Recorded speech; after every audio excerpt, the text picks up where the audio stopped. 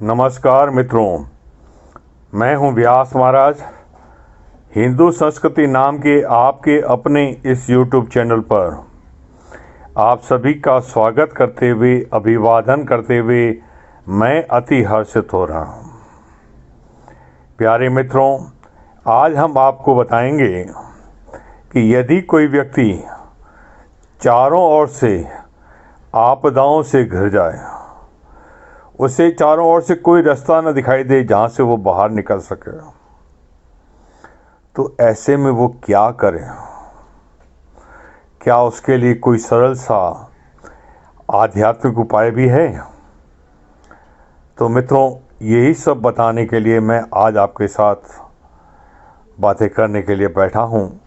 पर उससे पहले मैं आपसे प्रार्थना करूंगा कि ये आपका अपना चैनल है और इसे सजाना, आगे बढ़ाना ये आपका व्यक्तिगत दायित्व है।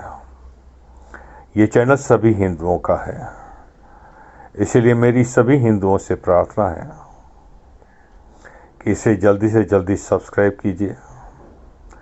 पास में ही बेल आइकॉन है, इसे भी दबा दीजिए और इससे अपने मित्रों और रिश्तेदारों के साथ शेयर कीजिए, ताकि हमारी हिंदू संस्कृति का प्रचार और प्रसार होता रहे। इसे अपना कर्तव्य मानकर अवश्य करें।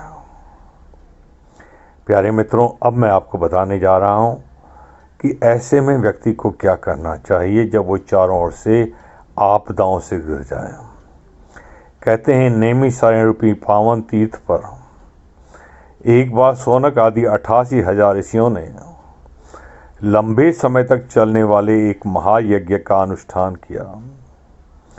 एक दिन इस यज्ञ में घूमते घामते भगवान वेद व्यास जी के शिष्य लोमहर्षण सूत जी महाराज पधारे। सूत जी महाराज को आया देख करके सभी ऋषि मुनि उठकर खड़े हो गए और बड़े ही सम्मान से सर्वोच्च आसन पर सूत जी महाराज को बिठाया और सभी ऋषि मुनि उनके सामने विनम्र भाव से खड़े हो गए। चेहरा देख के ही मन के भावों को समझ जाने वाले सूत जी महाराज ने पूछा, ऋषियों, आप मुझसे क्या जानना चाहते हैं? वो खुल कर के पूछिए, मैं अपने ज्ञान के अनुसार आपके हर सवाल का जवाब देने का प्रयास करूंगा। इस पर सूत जी महाराज से ऋषियों ने पूछा कि देव, अति शीघ्र कली माने मशीन, युग माने समय, मशीनों का समय आने वाला है। इस महायुग में दिन प्रतिदिन नई नई वस्तुओं का आविष्कार होगा, जिससे मानव की आवश्यकताएं दिन दूनी रात चौगुनी गति से बढ़ने लगेंगी। पर पूर्ति के साधन उस अनुपात में नहीं बढ़ सकेंगे, जिसके कारण मानव येन केन कारेण धन कमाने का प्रयास करेगा, जिससे पाप की उत्पत्ति होगी और इंसान कई प्रकार की आपदाओं और विपदाओं से चारों ओर से घिर जाएगा। क्या ऐसे किसी व्यक्ति के लिए जो हर तरफ से आपदाओं से घिर गया हो, व्यास देव जी ने कोई सरल सा उपाय रच रखा है? देव कलिकाल वासियों से बड़ी बड़ी तपस्याएं, बड़े बड़े अनुष्ठान नहीं हो सकेंगे। कोई सरल सा उपाय भी रच रखा हो तो हमें अवश्य बताएं। इस पर सूत जी महाराज बोले, ऋषियों, आपने बहुत ही सुंदर सवाल पूछा है। ये आने वाले युग के मानव कल्याण के लिए है, तो मैं आपको वही जवाब दूंगा जो युधिष्ठिर के पूछने पर भगवान श्री कृष्ण ने दिया था। जब युधिष्ठिर जुआ में सब हार करके वन की यात्रा के लिए चल पड़े, तब वहां एक दिन भगवान श्री कृष्ण पधारे। भगवान श्री कृष्ण को आया देख करके युधिष्ठिर महाराज आगे बढ़े और उनके चरणों में प्रणाम कर कहा, देव आपका स्वागत है। अवश्य ही हमारा भाग्योदय हुआ है जो आप यहाँ पधारे हैं। देव, यदि आप कृपा करें तो मुझे ये बताएं कि जैसे मैं चारों ओर से अब आपदाओं से घिर गया हूँ, मेरे पास हर प्रकार की समस्या ही समस्या है, इन सब से छूटने के लिए क्या कोई सरल सा उपाय है? इस पर भगवान श्री कृष्ण मुस्कुरा करके बोले, सुनो युधिष्ठिर, मैं तुम्हें वो उपाख्यान बताऊंगा जो पार्वती जी ने गणेश जी से बात करके ज्ञात किया था। कहते हैं एक बार माता पार्वती अपने पुत्र गणेश जी के साथ बैठी थी और बोलने लगी, बेटा, तुम्हें सभी विघ्नों का राजा बनाया गया है। जब कोई व्यक्ति चारों ओर से विघ्नों से, आपदाओं से, तकलीफों से घिर जाए तो बेटा वो क्या करे? क्या तुम्हारे पास इसका कोई उपाय है? तो उस पर गणेश जी ने कहा, माते, मैं भाद्रपद मास के कृष्ण पक्ष की चतुर्थी तिथि को मैं यहाँ जनमानस के लिए कुछ शब्द क्लियर कर देना चाहता हूँ। जो महीने का अंत पूर्णिमा पे मानते हैं उनके लिए भाद्रपद मास, और जो महीने का हिंदू मास का अंत अमावस्या से मानते हैं उनके लिए श्रावण मास के कृष्ण पक्ष की संकष्ट चतुर्थी के दिन भगवान गणेश कहते हैं, जो मेरा पूजन करता है, अर्चन करता है, मेरे लिए व्रत रखता है, मैं उसकी सारी तकलीफ़ों को दूर कर देता हूँ, सारे विघ्नों को मिटा देता हूँ। मैं उसके जीवन में किसी प्रकार का कोई विघ्न, कोई तकलीफ नहीं आने देता हूँ। मित्रों, इस साल ये व्रत 7 अगस्त 2020 शुक्रवार के दिन आ रहा है। शुक्रवार और गणपति का, गणेश चतुर्थी का योग बहुत ही सुंदर माना जाता है, क्योंकि शुक्रवार माता लक्ष्मी का है, ये प्रगति का कारक है। एक तो विघ्न नाश हो जाएं और साथ में लक्ष्मी जी की कृपा से प्रगति भी मिले तो सोने पे सुहागे का कार्य करता है। इस दिन, इस साल चंद्रमा रात को 9:51 पर उदय होगा। अब मैं इस व्रत की कथा को आगे बढ़ा रहा हूँ।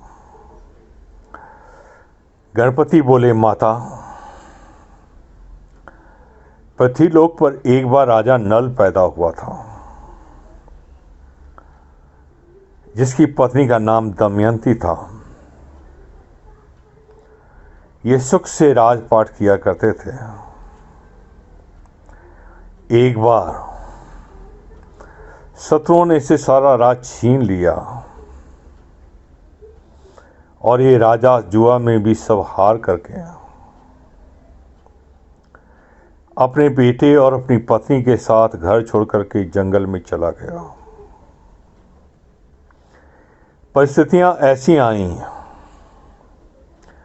कि महारानी को अलग देश में, राजकुमार को अलग देश में, महाराज नल को अलग देश में नौकरियां करनी पड़ी। ऐसी विपरीत परिस्थितियों के अंदर एक दिन महारानी दमयंती को सरभंग ऋषि के दर्शन हो गए। ऋषिश्वर को सामने देख करके दमयंती ने उन्हें दंडवत प्रणाम कर कहा, जब किसी का भाग्योदय होता है तब ऋषिश्वर आपका दर्शन होता है, और आपका दर्शन कभी निष्फल नहीं जाता। मैं इतनी तकलीफ़ें देख रही हूँ। मैं रानी होकर के अब छोटी छोटी नौकरियां कर रही हूँ, काम कर रही हूँ। मेरा बेटा राजकुमार किसी और देश में नौकरी कर रहा है और मेरे पति अलग जगह पर। हम साथ में भी नहीं हैं। क्या कोई ऐसा सरल उपाय है रिसीवर जिससे हम इस तकलीफ से बाहर आ सकें? तब मुस्कुराते हुए सरभंग ने कहा, ऋषिश्वर बोले, दमयंती, भाग्य से अति शीघ्र भाद्रपद मास की कृष्ण पक्ष की चतुर्थी आ रही है। इस दिन तुम उपवास करो और गणपति का पूजन करो। विनायक देवता यदि तुम पर प्रसन्न हो जाते हैं तो सारे विघ्न तत्काल नष्ट हो जाएंगे। दमयंती ने हाथ जोड़कर बोला, महाराज इस व्रत की विधि बताइए। तब सरभंग जी बोले, इस दिन प्रातः काल उठ करके अपने घर के ही मंदिर में चला जाए मानव, और हाथ जोड़ करके उस दिन व्रत रखने का संकल्प करें और अपनी इच्छा मनोकामना गणेश जी को निवेदित करें और भक्ति भाव से गणपति का ध्यान और अर्चन करें। सायंकाल को प्रदोष काल में, माने सूर्यास्त से 24 मिनट पहले और सूर्यास्त के 24 मिनट बाद तक के समय में भगवान गणेश जी का पूजन करें। पूजन पे गणपति को कम से कम 21 द्रवादल समर्पित करें। घी के चौमुखे दिए जलाएं और भगवान गणेश के चरणों में प्रणाम कर अपनी मनोकामना निवेदित करें। रात को चंद्रमा को अर्घ दें, उसकी पूजा करें और फिर गणेश जी की को नमस्कार कर व्रत को छोड़ें और ब्राह्मणों को पर्याप्त दक्षिणा दें। जो व्रती इस प्रकार करता है, भगवान गणेश उसके सारे मनोरथ पूर्ण कर देते हैं और सारे विघ्न उसकी जिंदगी से मिटा देते हैं। दमयंती, तुम इसी प्रकार से व्रत का अनुष्ठान करो। दमयंती ने इस व्रत को किया। सिर्फ 7 महीने के अंदर ही उसके पति राजा नल ने शत्रुओं को जीत कर अपना राज्य वापस प्राप्त किया और अपनी रानी और पुत्र के साथ सुख से राजपाट करने लगा। माता पार्वती से गणेश जी कहते हैं, माँ, इससे सरल उपाय और क्या तुम्हें बताऊं? इस पर भगवान कृष्ण भी कहते हैं, युधिष्ठिर, इससे सरल उपाय और क्या हो सकता है? तुम इसी विधि से गणपति का पूजन करो। विनायक तुम्हारे जीवन से सारे विघ्नों को मिटा देंगे, सारी तकलीफों को मिटा देंगे और तुम हर तरह से वापस अपने राजपाट को पा सकोगे। मित्रों, जिस प्रकार से महाराज युधिष्ठिर ने वापस अपना राजपाट प्राप्त किया और नल दमयंती ने फिर से अपने राज्य को प्राप्त किया, वैसे ही आप सब भी विघ्नों से मुक्त होकर के सुखी जीवन को यापन कर सकें, ऐसी मेरी भगवान गणेश से प्रार्थना है। इस वर्ष ये गणपति का प्रदोष काल पूजा काल रहेगा शाम को 6:45 से रात को 7:09 तक मित्रों। अब इस कथा को मैं यहीं विश्राम दे रहा हूं।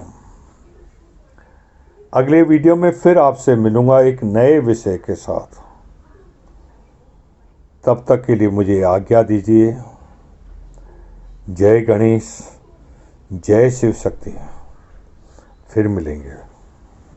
ॐ एकदन्ताय विद्महे वक्रतुण्डाय धीमहि तन्नो दन्ती प्रचोदयात्।